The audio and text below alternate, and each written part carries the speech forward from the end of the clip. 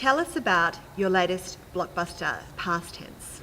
Well, So Jack Reacher's on the quest to find his father's past. Like, is this sort of new territory for Reacher?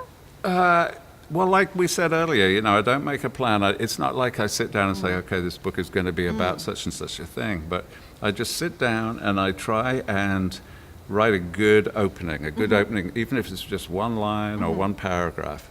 And then, so I did that in this book, and I mentioned two things in the first line, and I don't know why, because like I say, I just do it. I mentioned that he'd spent the end of the summer in Maine, and then he was going to head south to stay warm through the winter, like the birds in the sky migrating south also. Yeah. And so I wrote that and I thought, good, that's a good opening. Now what does it mean? And the idea, two things. First of all, the birds in the sky. In an earlier book, I had mentioned as a sort of humanizing factor that Reacher's dad was a bird watcher. So I thought, I've written about birds there, so maybe this book is going to be about Reacher's dad.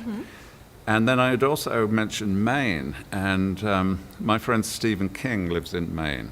So I thought, could I do a Stephen King kind of strand in this book, maybe involving somebody else, so that we've got two stories. We've got a sort of creepy Stephen King type of strand, and we've got Reacher looking for his dad type of strand, and obviously they're going to meet towards the end of the book.